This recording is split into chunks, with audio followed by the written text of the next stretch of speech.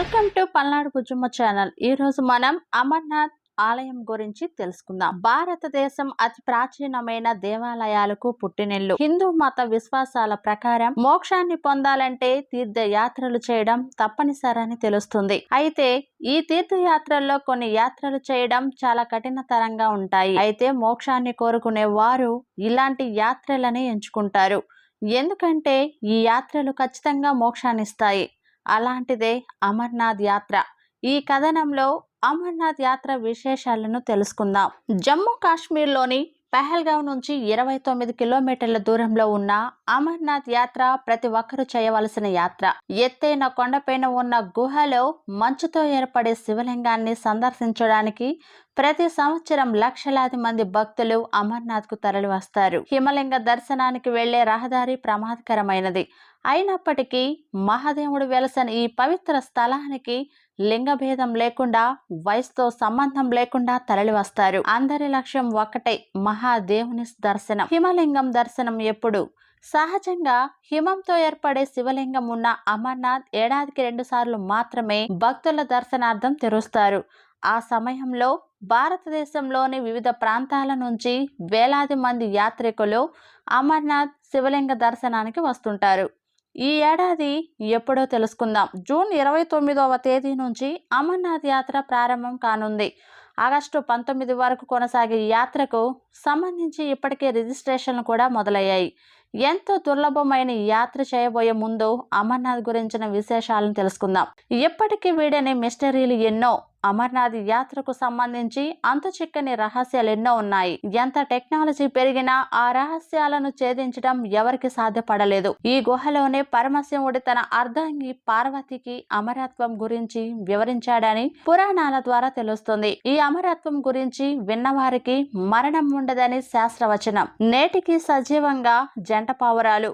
పరమశివుడు పార్వతికి అమరత్వం గురించి బోధిస్తున్న సమయంలో ఆ గుహలో 2 జంట పావురాలు ఉన్నాయట. శివుడు పార్వతికి బోధించిన మంత్రోపదేశాన్ని ఆ పావురాలు కూడా విన్నాయని, అందుకే ఇప్పటికీ ఆ గుహలోనే ఆ జంట పావురాలు సజీవంగా ఉన్నాయని అంటారు. మంచులింగ దర్శనానికి వెళ్లిన వారు అనుభవపూర్వకంగా చెప్పే ఈ మాటలు వింటే ఆధ్యాత్మిక భావంతో మనసంతా పులకరిస్తుంది.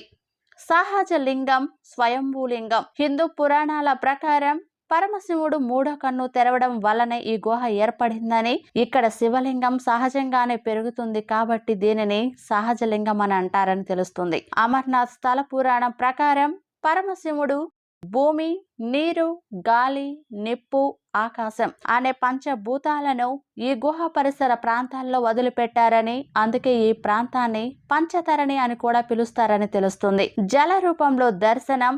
అమర్నాథ్ గుహలో శివుడు జల రూపంలో దర్శనమిస్తారని భక్తుల విశ్వాసం. అమర్నాథ్ వద్ద ప్రవేశించే పంచ నదులు సాక్షాత్ శివయ్య జటాజూటం నుంచి ప్రవహించాయని నమ్ముతారు.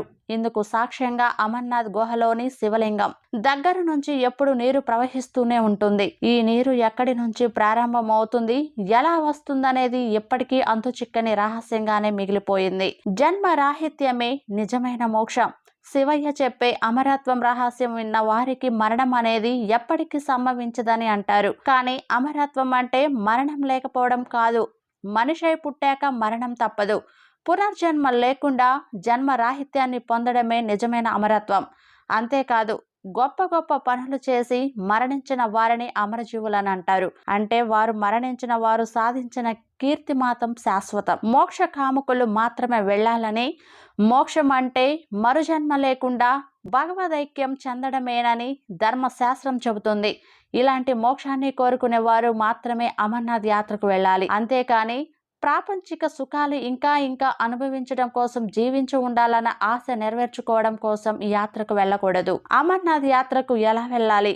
అమర్నాథ్ యాత్రకు వెళ్ళాలనుకునే వారు ముందుగా అమర్నాథ్ బోర్డ్ అధికారిక వెబ్సైట్లో లేదా దేశవ్యాప్తంగా ఉండే పలు బ్యాంకు శాఖల్లో తగిన రుసుము చెల్లించి తమ వివరాలను నమోదు చేసుకోవాలి. హెలికాప్టర్లో ఇలా చాలా మంది భక్తులు రిమోట్ మార్గం ద్వారా అమర్నాథ్ చేరుకోవడానికి హెలికాప్టర్ను బుక్ చేసుకుంటారు. హెలికాప్టర్లో అమర్నాథ్ చేరుకోవడానికి ముందుగానే టికెట్లు బుక్ చేసుకోవాలి.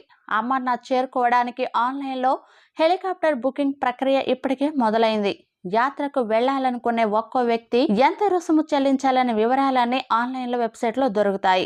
ఎలా చేరుకోవాలి? అమర్నాథ్ యాత్రికులు ముందుగా జమ్మూ చేరుకొని అక్కడ నుంచి టాక్సీల ద్వారా 373 కిలోమీటర్ల దూరంలో ఉన్న బల్తాల్ కానీ 260 కిలోమీటర్ల దూరంలో ఉన్న పెహల్గాం కానీ చేరుకోవాలి. బల్తాల్ నుంచి అమర్నాథ్ చేరుకునేందుకు 1-2 రోజులు ట్రెక్కింగ్ చేయాల్సి ఉంటుంది. అదే పెహల్గాం నుంచి వెళ్లాలంటే దాదాపు 36 నుంచి 48 కిలోమీటర్ల వరకు ట్రెక్కింగ్ చేయాలి. ఈ మార్గంలో ట్రెక్కింగ్ కు సుమారు 3 నుంచి 5 రోజుల సమయం పడుతుంది. యాత్రికులకు ఈ మార్గంలో అన్ని సౌకర్యాలు ప్రభుత్వం సమకూరుస్తుంది. చిన్న వయసులోనే తీర్థయాత్రలు. చివరగా ఇలాంటి కఠినమైన యాత్రలు చేయాలంటే చిన్న వయసులోనే చేయాలి. మన సమాజంలో ఒక దురభిప్రాయం ఉంది, తీర్థయాత్రలంటే ముసలివాళ్లు మాత్రమే చేయాలని. కానీ అది పొరపాటు. ఒంట్లో ఓపిక ఉన్నప్పుడు, కాళ్ళు చేతులు సహకరిస్తున్నప్పుడే ఇలాంటి కఠిన యాత్రలు చేయడం మంచిది. ముఖ్యంగా ఎత్తైన కొండలపై ట్రెక్కింగ్ చేస్తే శరీరంలో పేరుకున్న బ్యాడ్ కొలెస్ట్రాల్ టాక్సిన్స్ వెళ్ళిపోతాయి. అందుకే ఇలాంటి యాత్రలు చేయడం ఆధ్యాత్మికంగా ఎంత అవసరమో ఆరోగ్యపరంగా కూడా అంతే అవసరం. భోలేనాథ్కు జై, భోలేనాథ్కు జై. ఇలాంటి ఇన్ఫర్మేటివ్ వీడియోస్ గురించి తెలుసుకోవాలంటే మా ఛానల్ ను తప్పక సబ్స్క్రైబ్ చేసుకోండి. అలానే షేర్ చేయండి, లైక్ చేయండి. Thank you for watching. Thank you.